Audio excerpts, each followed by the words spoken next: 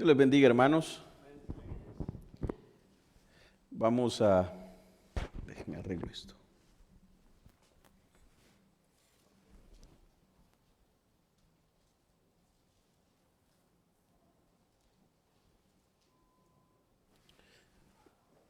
Vamos a seguir adorando a nuestro Señor y esta vez esperando con todo nuestro corazón que Él nos hable a nuestro corazón. Estamos estudiando la carta a los Gálatas, pero hoy queremos hacer una pausa y aprovechando, o como uno de los pastores en cierta ocasión dijo, tomando ventaja de lo que el mundo celebra hoy, queremos dedicar este tiempo a explicar lo que en verdad significa este tiempo. Así es que, y para eso, yo he tomado un versículo muy famoso, se utiliza en estos días, y está en uno de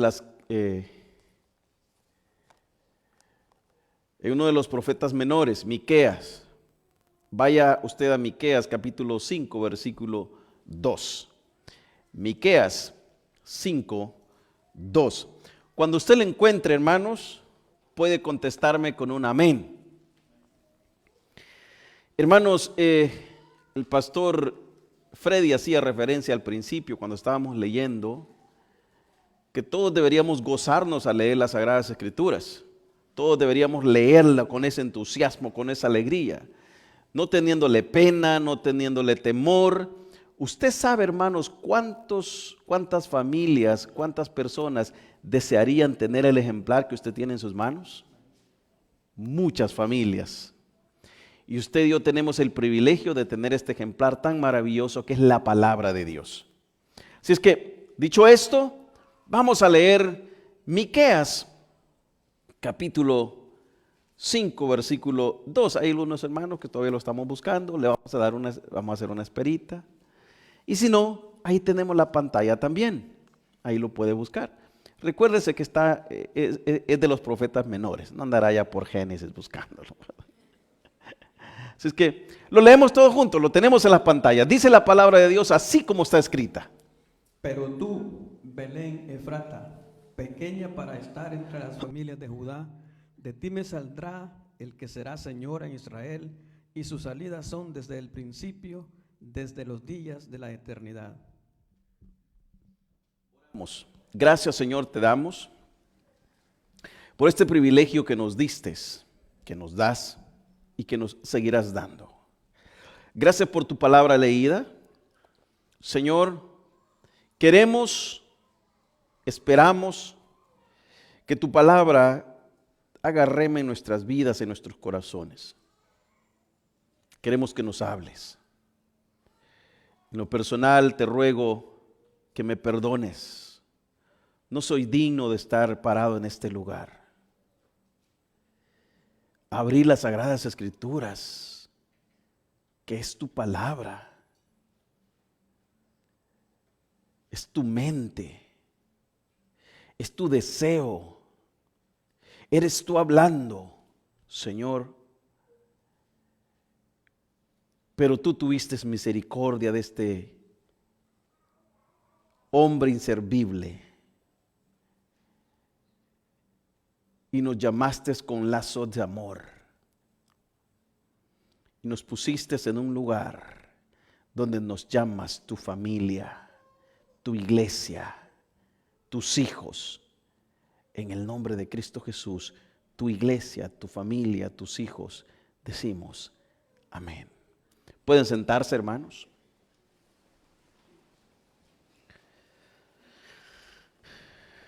Hermanos, quiero comenzar con algo muy interesante. Quiero que usted me preste mucha atención. Primero, como vamos a hablar acerca del nacimiento de Jesús o la natividad, primero yo quiero comenzar diciendo esto. La Biblia no nos llama a celebrar la natividad. Algunos quizás se quedaron asustados, ¿verdad? Su iglesia, como iglesia bíblica reformada, seguidores de Jesús, no celebramos la natividad. Esos árboles nosotros no los ponemos, los pone la otra iglesia. Esas cositas que están ahí no son nuestras. Si usted se golpeó la frente, no venga conmigo ni con los demás pastores. No son nuestros, son de la otra iglesia. Primero, la Biblia no nos llama a celebrar la Navidad. La Biblia nos llama a recordar la muerte y resurrección de Cristo Jesús. Eso sí, Jesús posiblemente habría nacido un 25 de diciembre. Segundo, por las temperaturas y muchas cosas que están surgiendo ahora mismo y en esa época en Israel. Por eso se cree que Jesús no ha nacido un 25 de diciembre. Ahora, el mundo ha tomado una fiesta y la ha acoplado, y hoy juntamente nosotros los creyentes muchas veces celebramos sin entender lo que estas fiestas significan. Muchos se endeudan comprando regalos, hacen lo otro, hacen esto, y al final en enero no hayan cómo hacer para pagar.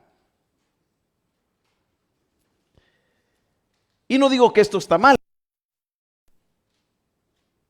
Lo malo es el objetivo con el que se hacen las cosas.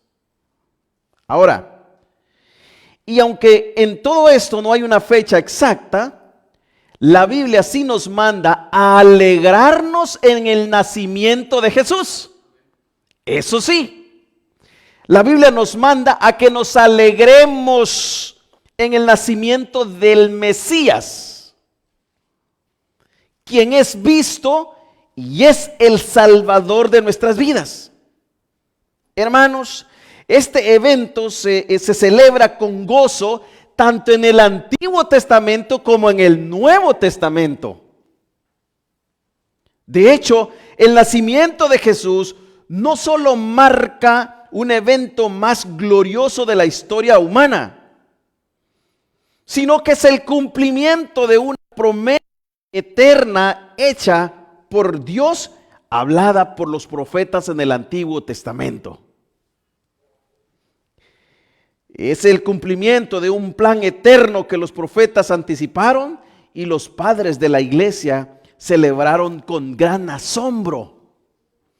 Y nosotros debemos también celebrar con gran regocijo, con gran asombro, porque ¿cómo es posible, hermanos, que el Dios eterno, el Dios sublime, el Dios que hizo los cielos y la tierra, viniera y se metiera dentro del tiempo, porque Él es eterno, ¿verdad? Y se mete en el tiempo para hacer cumplir el plan salvífico dicho, aprobado y asignado desde antes que el tiempo comenzara a correr. Ahora, hermanos, Miqueas capítulo 5 versículo 2 no solo es una profecía sobre un lugar. Si usted le puso atención a la lectura, dice, porque tú, Belén Efrata, porque tú, Belén, hace énfasis a un lugar, ¿verdad? A un lugar. Y este pasaje no solo hace énfasis sobre un lugar, sino una declaración profunda teológica sobre la naturaleza divina y humana del Mesías. En esta profecía encontramos un misterio que la iglesia primitiva y los padres de la iglesia desarrollaron, amaron y aceptaron y celebraron. ¿Y sabe qué es este misterio, hermanos? El Dios eterno entrando en el tiempo, la inmensidad infinita divina encarnándose en la fragilidad humana. Y al decir esto, Aquí pudiéramos quedarnos y creo que quedaríamos bastante claros de lo que significa celebrar el nacimiento de Jesús. Nada comparado a lo que el mundo hace. E inclusive el mundo pierde el tiempo buscándole el significado a unas bolitas que le ponen a los árboles, a una luz, a una estrellita. Se pelean los unos con los otros. Oh, es que esa estrellita significa tal cosa. Hermanos, lo que implica es que Cristo Jesús, el Hijo de Dios, vino y se encarnó en la fragilidad humana para hacerse hombre y morir por nuestros pecados. Ahora, al entender esto, hermanos, sobran razones para celebrar el nacimiento de Jesús. ¿Cuántos dicen amén a eso? ¿Cuántos de aquí celebramos el cumpleaños? El cumpleaños de su papá, de su mamá, de su hermano. ¿Cuántos de aquí ponen globos? ¿Verdad? Dan regalos. ¿No sería mucho mejor recordar el nacimiento de aquel que lo dio todo por nosotros? Que se llama el Mesías, el Hijo de Dios. Es más glorioso. Porque Él sí mostró el amor puro. Aquí, hermanos, entonces exploraremos este evento desde la perspectiva bíblica y práctica, destacándolo como la promesa de Belén que revela la grandeza teológica, la grandeza y este cuadro teológico del Mesías prometido y dado para nosotros. Entonces, Miqueas 5:2 lo que refleja es, hermanos, la gloria de la gracia soberana de Dios que se ha mostrado para que el mundo sea salvo por esa obra. Se lo explico de esta forma. Cristo Jesús nació para morir. Cristo Jesús no nació para ser celebridad, como lo espera el día de hoy la nación de Israel. ¿Usted se acuerda qué deseaba la nación de Israel? ¿Qué era lo que deseaban los principales judíos y los sacerdotes y los ancianos? Deseaban hacer rey a Jesús y lo buscaban para ellos. Un rey o un reino que era de este mundo. Pero Jesús les dijo, no, mi reino no es de este mundo. Mi reino es eterno, es glorioso, es soberano. Y comienza el versículo, pero tú, Belén, Efrata, pequeña para estar entre las familias de Judá. Y quiero empezar con esto. Un lugar humilde, pero un gran plan para la humanidad. Un lugar insignificante ante los ojos del mundo, ante los ojos del hombre, pero un evento glorioso para el resto de la humanidad. Es decir, para aquellos a quienes Dios nos ha alcanzado, este es el mejor evento que ha sucedido eternamente y para siempre. Porque usted y yo estábamos condenados al castigo de Dios, ¿verdad? ¿Cuántos dicen amén a ello? Estábamos condenados. Pero Dios en su soberanía, en su voluntad, quiso dar a su hijo, a su niño, a su unigénito, para que viniera, naciera de una mujer humilde, en un lugar donde el mundo menospreciaba y que de hecho usted sabía que David también venía de ese lugar. No así lo miraban, un lugar pequeño, pero es que al final de todo, hermanos, Dios se goza, se deleita en mostrar su imagen y que su imagen sea glorificada de aquellos que somos insignificantes. Porque aquel que se cree mucho en aquel día, hermanos, pero aquellos que hemos entendido que no somos nada ni nadie y que Cristo es todo para nosotros, en aquel día seremos glorificados. Y vamos a estar con Él, porque en lo poco me fuiste fiel, en lo mucho te pondré. Entra al gozo de tu Señor. ¿Cuántos queremos escuchar esas palabras? Entra al gozo de tu Señor. Belén significa casa del pan. Y fíjese que esto me llama mucho la atención, porque básicamente es prefigurando a Cristo como el pan de vida, según nos dice Juan capítulo 6, versículo 35, porque yo soy el pan de vida, el agua viva. Su pequeñez refleja que Dios exalta lo débil para confundir a los sabios, según nos dice Primera de Corintios capítulo 1 versículo 27. Hermanos, como dice la Escritura, hay de aquellos que se creen sabios, ¿verdad? Hay de aquellos, pero gloria a Dios por aquellos que no queremos muchas veces ni levantar la mirada a la cruz del Calvario y que nos sentimos indignos, porque quien está ahí es el Santo Hijo de Dios.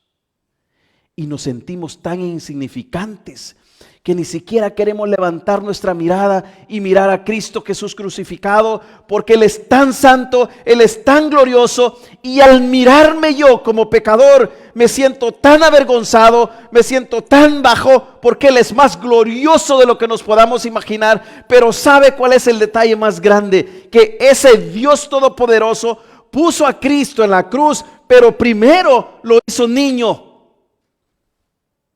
Nace de mujer, de una mujer muy humilde, María. Crece y a la edad aproximadamente de 12 años se dice que Jesús crecía, Lucas 2:52, en sabiduría, en estatura, en gracia para con Dios y también para los hombres. Y aproximadamente a esa edad también es cuando se les extravió a sus padres.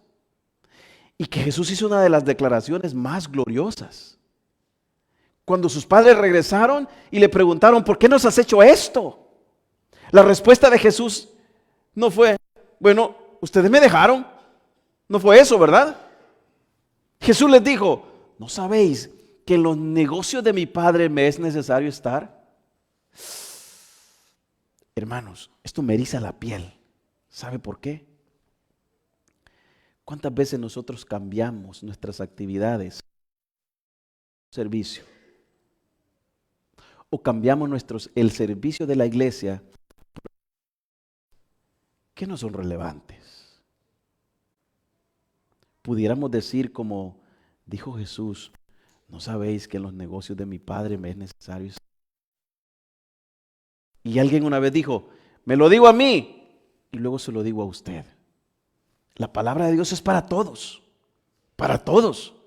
Yo no me vengo a parar aquí y comienzo a predicar y comienzo a enseñar la palabra solamente para que ustedes me escuchen. No, la palabra de Dios primeramente estruja mi corazón y me dice, ¿no entendés que en los negocios de tu Padre te es necesario estar? Y me avergüenzo muchas veces de mis acciones.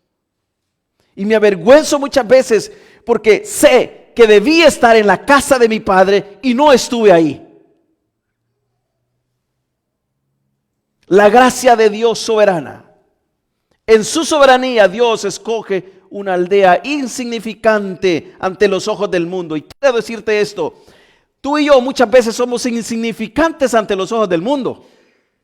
De hecho, ¿sabía usted que en el mundo greco-romano y en aquellos tiempos donde salieron aquellos grandes pensadores, a los cristianos se les tomaba como un grupo de bobos? Un grupito por ahí. Inclusive Hollywood. Hollywood, cuando presentan cualquier acción que tenga que ver con religión, presentan aquella escena aislada, remota, gente que aparentemente no tiene valor. ¿No le ha puesto atención a eso? Y Dios gloriosamente, de aquellos humildes y mansos de corazón, levanta hombres fieles a su palabra para avergonzar a los sabios. ¿Y sabe hasta dónde ha aterrizado la ciencia al final de todo? Han terminado aceptando que la palabra de Dios es relevante inclusive para sus estudios. Y han terminado diciendo, la palabra de Dios es nuestra guía para encontrar, para buscar lo que ellos buscan. Cosa que usted y yo sabemos desde el primer día que Dios nos llama. Sabemos que la palabra de Dios es viva y eficaz y que no miente y que es la verdad y que en ella tenemos revelada todas las cosas que usted y yo debemos saber y que ahí está el plan de Dios salvífico y todo lo que ha surgido en toda la eternidad del mundo. Mire qué glorioso esto.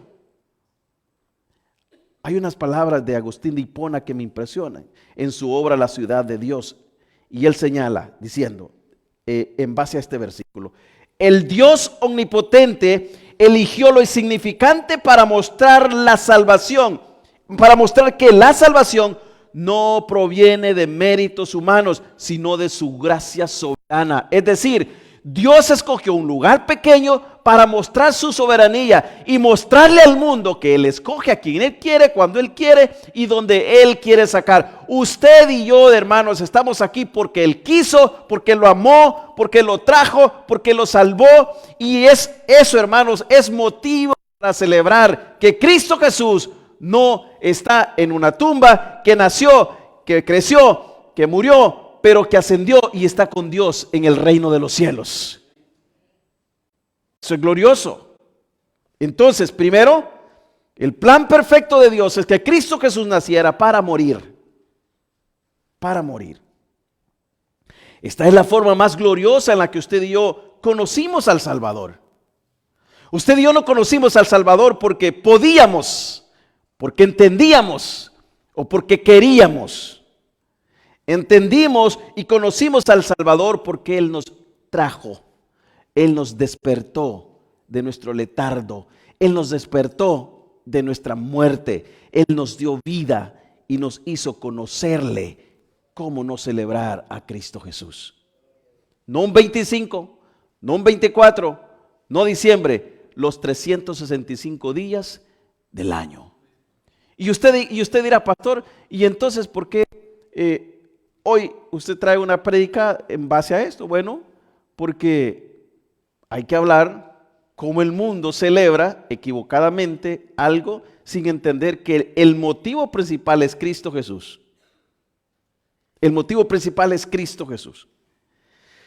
Nosotros, seres insignificantes, conocimos al ser más grande y glorioso. ¿Cómo hubiésemos conocido al Señor si no hubiese nacido de mujer? Dígame usted, ¿cómo? ¿O cómo hubiese surgido esa unión hipostática, como se conoce en teología, de un hombre y Cristo Jesús uniendo las dos naturalezas, pero sin pecado? ¿Cómo? Sino solamente por el nacimiento de Cristo Jesús. Entonces, viéndolo ahora desde ese punto de vista, ¿acaso no es motivo de celebrar el nacimiento de Jesús también? Curiosamente yo digo, la Biblia no nos manda a celebrar la Navidad, pero sí nos manda a celebrar a recordar su muerte. Yo celebro a Cristo todos los días. Yo celebro el nacimiento de Jesús todos los días. Como iglesia, yo les dije, nosotros no celebramos la Navidad como el mundo, nosotros celebramos el nacimiento de Cristo Jesús. Allá usted si quiere poner un árbol en su casa, lo dejamos a libertad, porque tampoco la Biblia lo prohíbe. O sea, la libertad que usted puede. Si usted se goza, si usted se alegra, pero nuestra como pastores, como iglesia, es redireccionarlo para que su celebridad no sea en base a algo pasajero, sino que su celebridad, su gozo sea en base a que la Biblia sí nos dice que celebremos el nacimiento del Salvador, del Mesías. Eso sí, entonces lo que nosotros debemos hacer como pastores es, hermanos, si usted celebra Navidad, celebre como debe ser, celebre a Cristo Jesús en su vida. Aproveche ese momento para predicar a Cristo Jesús. Aproveche ese momento para hablarle a sus familiares, que muchas veces ellos están sensibles en estos días, ¿verdad? Aproveche, predíqueles. Dígale, mira, ¿tú sabes por qué estamos aquí? Estamos aquí celebrando a aquel que dio la vida por nuestros pecados. Tomamos ventaja de estos días y hablamos. Algunos toman ventajas de otra forma, ¿verdad? Que le den muchos regalos. Pero eso nos gusta a todos. Y sobre todo la comida también, ¿verdad? Como buenos salvadoreños, comemos panes con pollos todos hasta el fin del año, ¿verdad? Hasta el 31, todo enero también. Hermanos, Dios es soberano sobre todas las cosas y lo que Él hace es perfecto. Dios no escoge lo grande del mundo, sino lo que resalta o exalta su gloria. Belén, hermanos, nos recuerda que la redención no depende de la grandeza humana, sino de la grandeza de Dios al aparecer como en un lugar insignificante ante los ojos del mundo, anunciado por los profetas, en un lugar menos esperado. Ahí la gracia inmerecida se mostró. Dios en alguien que revelaría toda su imagen, toda su gloria, porque en Él está revelada toda la imagen y la gloria de Dios, en el Hijo. ¿Usted se imagina, hermanos, el privilegio que tuvieron los que caminaron con Jesús? María y José, sus hermanos, tuvieron en su hogar, tuvieron en su familia, nada más y nada menos que toda la gloria de Dios revelada con ellos. Cristo Jesús. Cristo Jesús es la revelación de Dios, la imagen misma de Dios, la sustancia misma de Dios. No es tan simple. No era simplemente Jesús un hermano más. Era el Hijo de Dios, que estuvo con ellos, que comió con ellos, que caminó con ellos, que también se enfermó igual que nosotros. Por eso que los discípulos después dice, y vimos su gloria. Habían entendido. Vimos su gloria. ¿Su gloria como qué, hermanos? Como el unigénito Hijo de Dios. ¿Y sabe qué es lo más glorioso de esto? Que este Hijo de Dios se nos ha revelado a través de las Escrituras y ahora nosotros también podemos decir y vemos su gloria, gloria como la del unigénito Hijo de Dios, revelada aquí en las Sagradas Escrituras. Si ve la importancia de poder leer con alegría, con regocijo la palabra de Dios. La palabra de Dios es la misma mente de Dios. Ahí mismo está reflejado todo lo que Él quiere que nosotros entendamos. Y ahí podemos conocer a Cristo como la imagen misma de Dios. Y aunque nosotros seamos insignificantes como Belén, y aunque nosotros seamos vistos de menos por el mundo como Belén, Dios ha tenido misericordia de nosotros. Dios ha tenido misericordia de ti. En el nacimiento humilde del Mesías, vemos el carácter de un Dios que se acerca a los humildes de corazón. Los humildes de corazón, cumpliendo su propósito eterno. Es que Dios se agrada con aquel de corazón humilde. De hecho, su palabra dice que Él ama, Él busca adoradores que le adoren en espíritu y en verdad. ¿Y cuál es la cualidad de un adorador que le adora en espíritu y en verdad?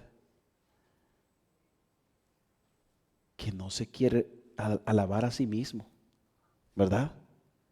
Que no quiere que le aplaudan, que no quiere ser visto, sino que quiere que por lo que Él hace, vean a Cristo, vean la gloria de Dios. Entonces, hermanos, ¿cuál debe ser nuestro objetivo en estas fiestas? Que vean la gloria de Dios en nosotros, que vean a Cristo en ti, que puedan adorar a Dios no por la comida que tienes. Usted me puede decir, pero pastor, ¿esa es parte de la provisión? Sí, pero hay un pasaje también que surgió por alguien que era codicioso. Y dijo, ¿y eso no se pudo vender y dárselo a los pobres? Y Jesús le dijo, miren, a los pobres siempre los van a tener, pero a mí no siempre me van a tener. Lo principal entonces, hermanos, es Cristo Jesús en lo que hacemos, lo que hablamos y deseamos. Entonces, sigue diciendo el versículo.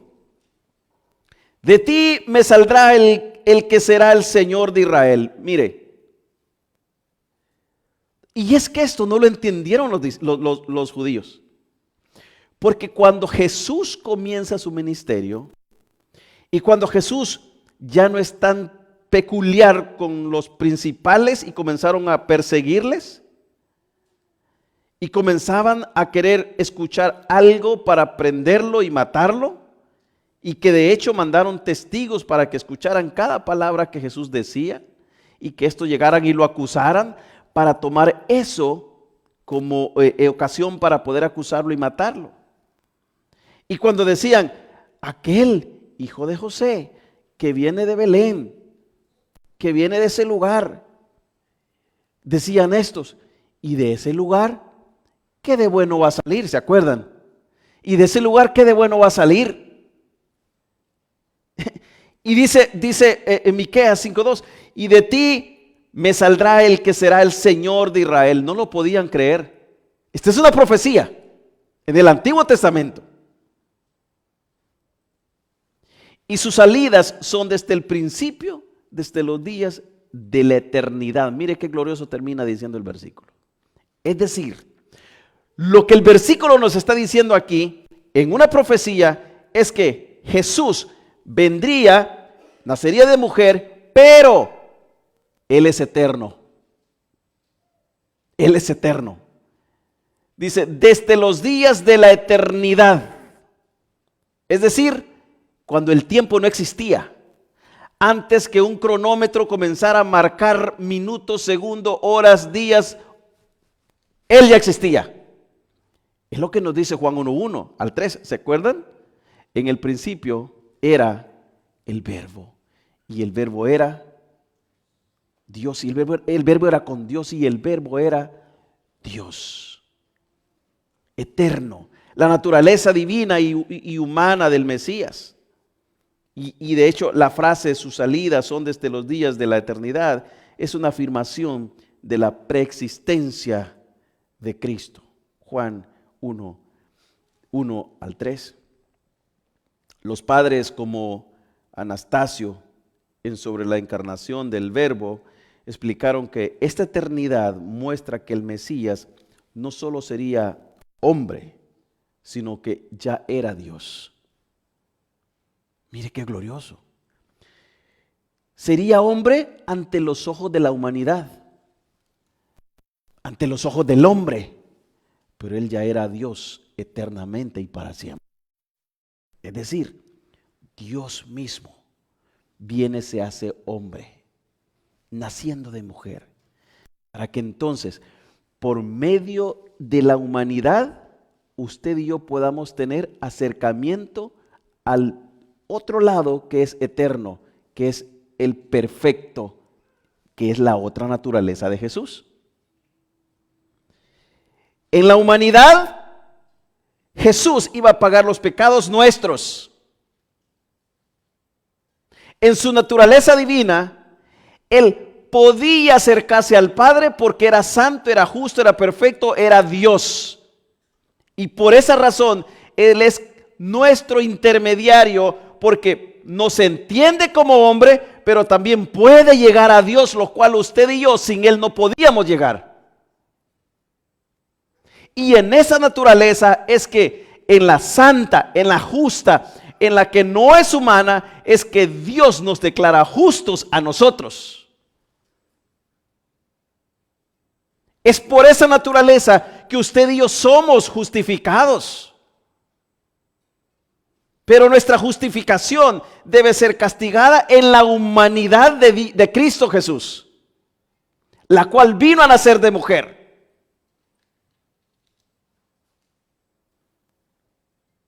Por esa razón, en los tiempos antiguos o del Antiguo Testamento, los sacrificios no valían de nada. Simplemente apaciguaban la ira de Dios. En algunas ocasiones, cuando hemos hablado de este tema, yo pongo el ejemplo de muchas familias, muchas amas de casa.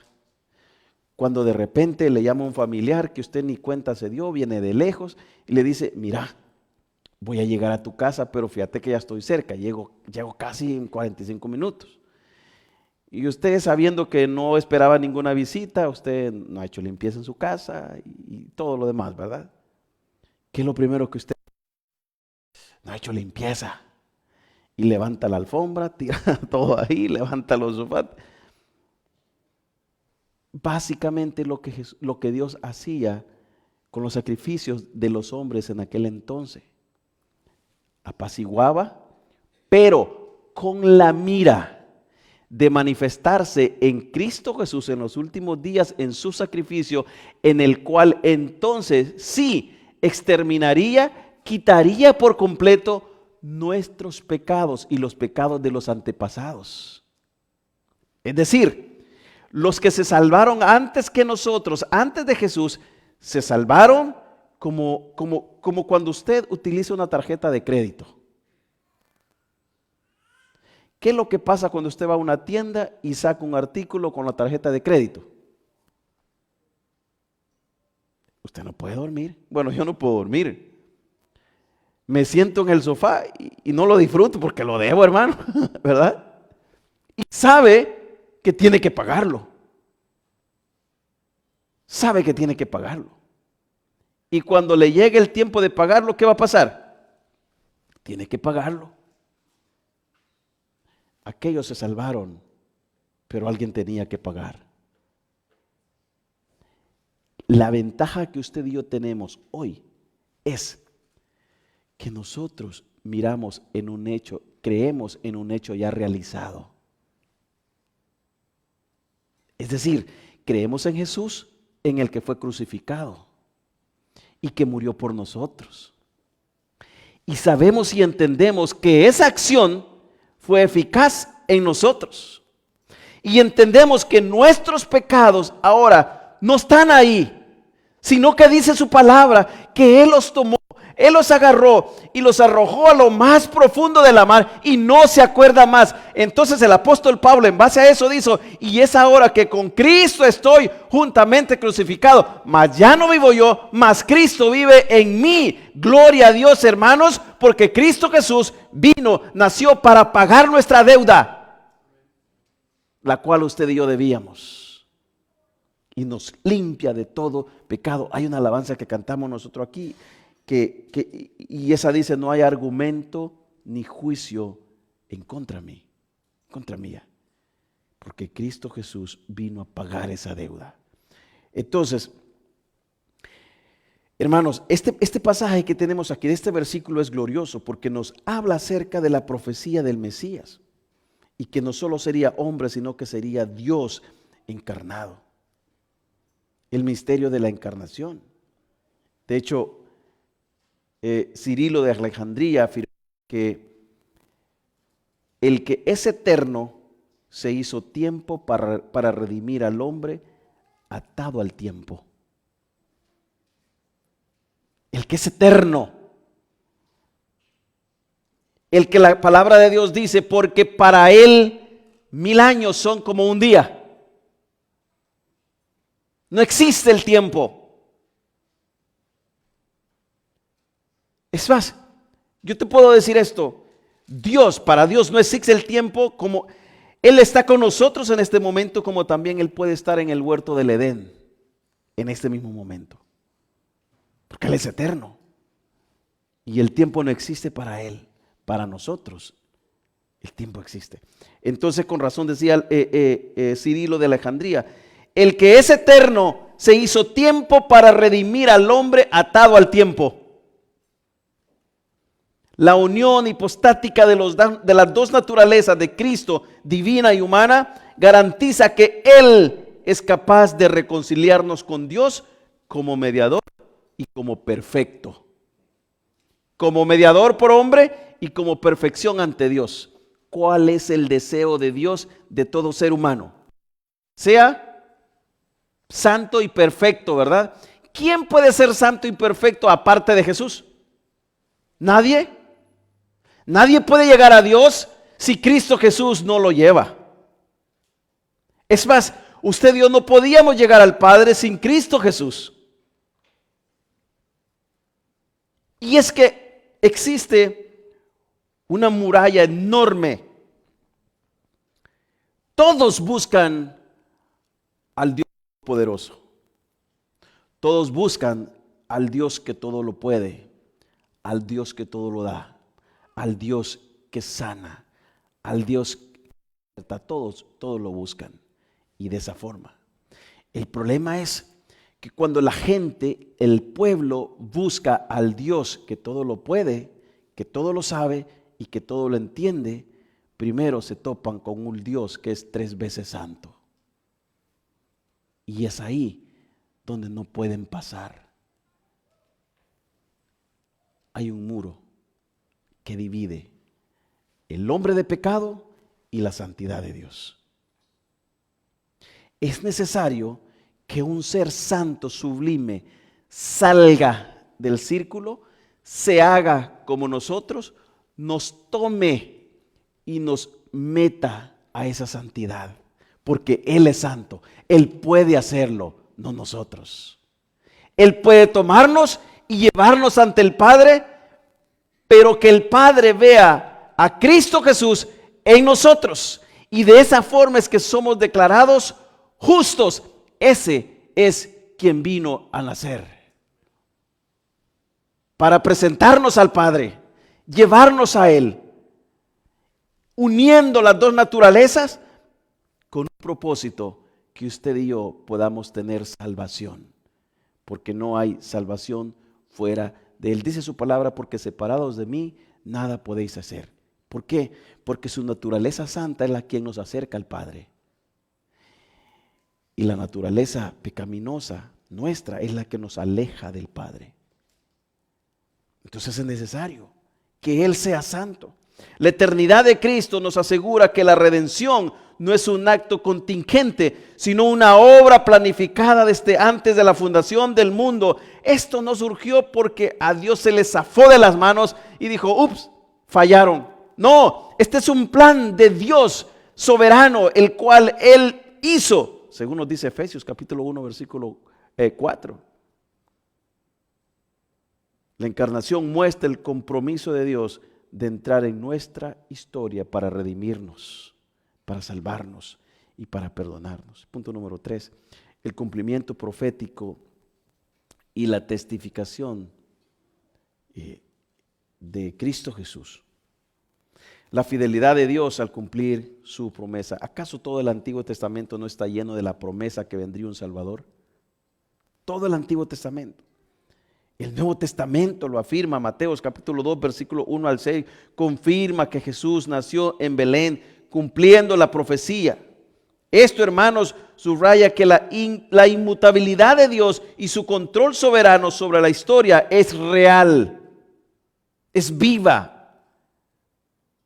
Orígenes, en su obra Contra el Celso, argumenta que este cumplimiento es una prueba de la divinidad de Cristo, mostrando que toda la Escritura apunta al Logos encarnado, a Cristo encarnado. Justino mártir, en el diálogo con Trifón, vio en Miqueas capítulo 5 versículo 2 una defensa de la encarnación contra el judaísmo.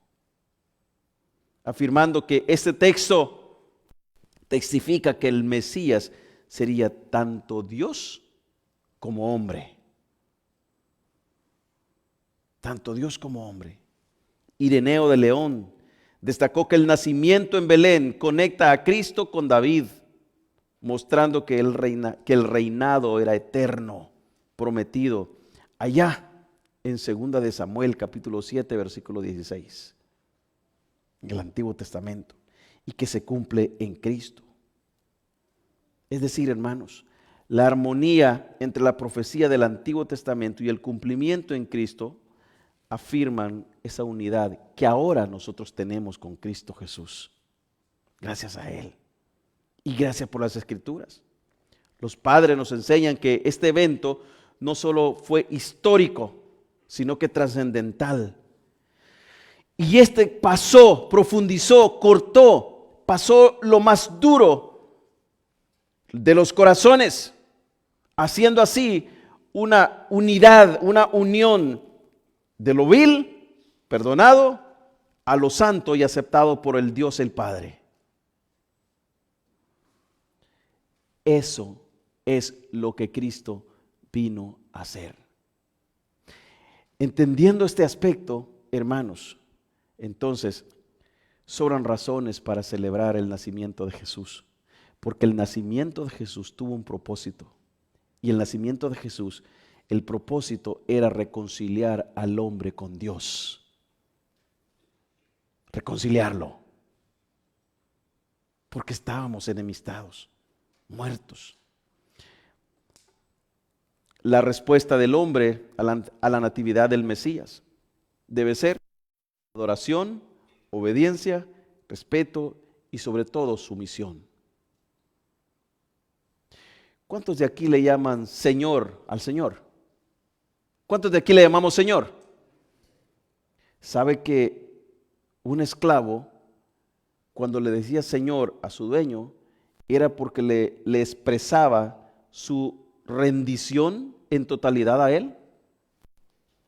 Y si por cualquier cosa cometía un desliz, su señor tenía toda la autoridad o de desterrarlo, o de matarlo, o deshacerse completamente de él. Humanamente hablando. Si Cristo Jesús es nuestro Señor, la pregunta entraría: ¿haces lo que tu Señor manda que tú hagas? ¿Yo hago lo que mi Señor quiere que yo haga?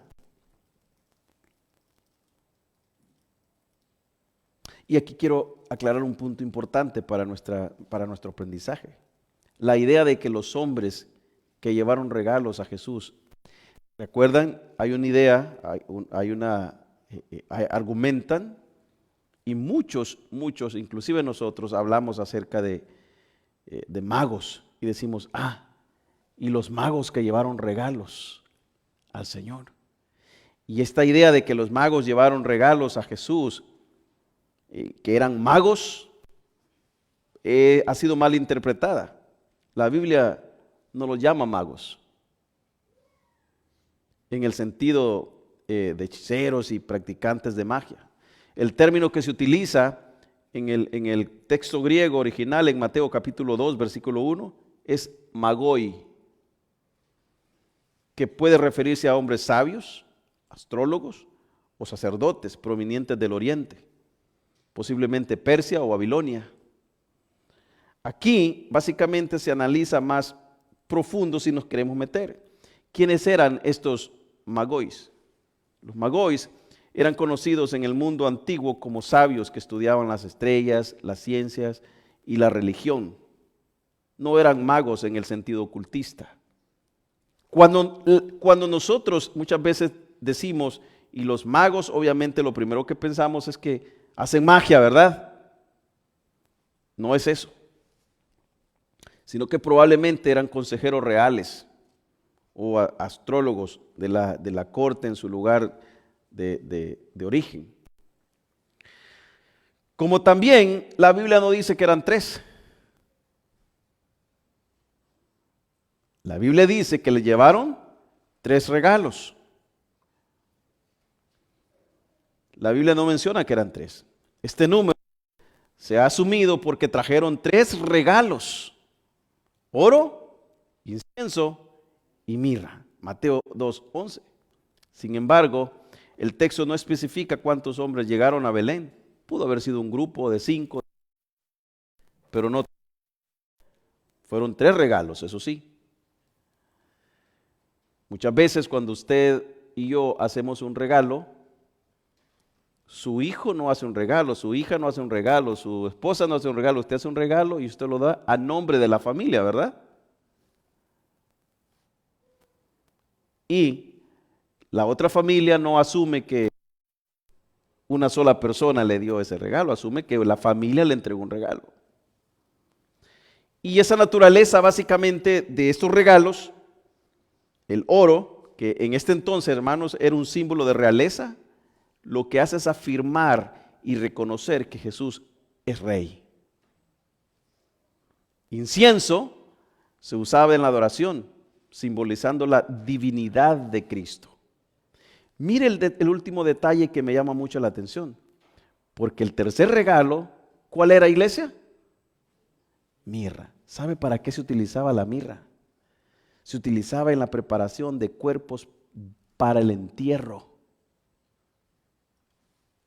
Primero, oro, simbolismo de rey. Segundo, incienso, adoración. Y tercero,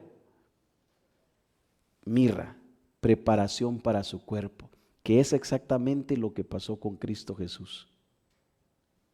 Él es rey, a Él se le adora, pero murió y fue preparado para que fuera sepultado, prefigurando la muerte sacrificial de Jesús. Estos regalos, hermanos, tienen un significado en este aspecto y reflejan básicamente la identidad de Jesús como Rey, como Dios y Salvador. Su llegada a Jesús. Los Magóis llegaron después del nacimiento de Jesús, no el mismo día. Mateo 2:11. Dicen que entraron a la casa y no al establo, ¿verdad? Si le presta atención, ¿dónde nació Jesús? En un establo. Ellos no llegaron al establo, ellos llegaron, según Mateo 2:11, dice que entraron a la casa y no al establo. Esto indica que Jesús ya no estaba en el pesebre cuando ellos lo visitaron. Lo que sugiere que pudo haber sido un día después, 2 días después, un mes, un año, pero no el día del nacimiento de Jesús. Ahora, hermanos, ¿qué quiero yo dejarles con esta reflexión? La historia de este versículo, o la historia de los Magói, es más que un relato de visitantes. Es una proclamación de que Jesús es Rey, de que Jesús es el Salvador universal. ¿Por qué digo Salvador universal? Y este aspecto quiero dejarlo claro. No estoy diciendo que Jesús salva a todo el mundo. Estoy diciendo que Jesús salva a hombres y mujeres de todas partes del mundo. Saca de todas partes del mundo y salva, pero no a toda la generación o a todo ser viviente, sino que salva a quien Él quiere de todas partes. De hecho, la gran comisión es para eso. Vayan a todo el mundo y prediquen el evangelio, bautícenlo, a todas partes, a todas partes. Estos hombres no eran judíos, pero fueron guiados por Dios a través de la estrella para adorar al Rey prometido. Esto subraya que el evangelio no solo es para judíos, sino que es también para nosotros. De hecho, le hemos estado aprendiendo en Gálatas, ¿verdad? Que él dice que Él ha hecho un solo pueblo. Él ha hecho un solo pueblo. Esto, hermanos, nos llena de alegría. Mateo capítulo 2, versículo 11. Nosotros debemos traer nuestras vidas como ofrendas. ¿Acaso no es eso lo que dice la Biblia? ¿Acaso no es eso lo que dice Pablo? Procurar con diligencia presentar vuestro cuerpo como una ofrenda viva ante el Dios eterno, ante nuestro Señor. Romanos 12:1. Efrán, el sirio, escribió: en Belén el cielo y la tierra se abrazaron. Nuestra adoración no es suficiente, dice, para abrazar su gloria. Hermanos, la natividad no es solo un evento para celebrar, sino una verdad para proclamar. El problema es que el mundo lo ocupa como un evento solo para celebrar, no para proclamar al Hijo de Dios. El Salvador ha venido a reconciliar a los hombres con Dios. Ha nacido. Gregorio enseñó que la encarnación del Verbo es la puerta de nuestra salvación. Mire qué bonito lo presenta él. La encarnación es la puerta abierta para los hijos que somos salvados, aquellos que somos comprados.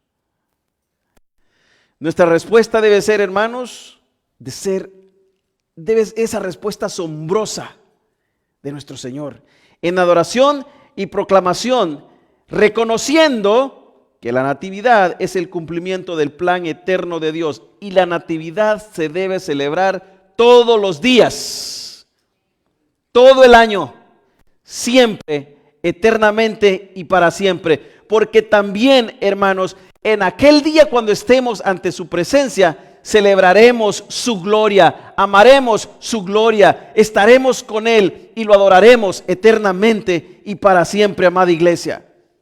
Entonces, Miqueas 5:2 nos muestra un misterio glorioso y el eterno Dios naciendo de la humildad en la humildad de Belén para ser nuestro Salvador. Los profetas lo dijeron y lo anunciaron. Los padres lo celebraron. Nosotros como iglesia lo celebramos y nos gloriamos y lo vivimos con gratitud y esperanza.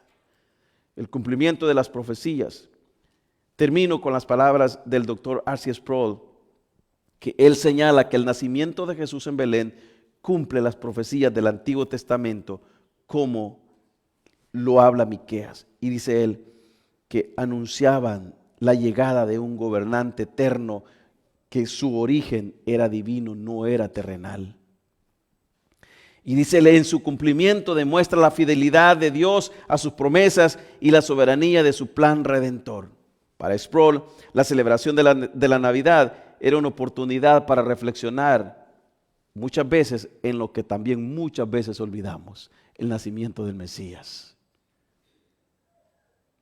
Es decir, si tú piensas en Cristo Jesús, pero no piensas en su nacimiento, que es de donde parte todo en la humanidad, debemos regresar a ese momento y comenzar desde ese punto, que fue de ahí donde nuestra naturaleza comenzó a ver claridad en el Señor, porque era por medio de esa naturaleza que usted y yo íbamos a ser salvos y perdonados. Entonces él termina diciendo, Dios hecho carne para habitar entre nosotros. Dice, este evento divide la historia y ofrece esperanza a la humanidad caída, recordándonos la profundidad del amor de Dios al hacerse hombre. Recordémonos con alegría, con entusiasmo. Hermanos, mi oración es esta: Señor eterno, gracias por cumplir tu promesa en la humildad de Belén. Enséñanos a vivir en adoración y proclamar con gozo la verdad de tu encarnación. Que nuestras vidas reflejen la esperanza eterna en ti y encontramos el gozo en ese bello nacimiento, el cual fue la ventana, la puerta para nuestra reconciliación con el Padre. Bendito eres, oh Dios Todopoderoso. Gracias por haber mandado a tu Hijo, según nos dice Juan 3:16, por haber mandado a tu Hijo a morir, a nacer, para que pudiera cumplir y obedecer tus mandatos. Qué niño más hermoso, qué niño más lleno de poder, qué nacimiento más glorioso, qué nacimiento el que cambió el resto de la historia de la humanidad.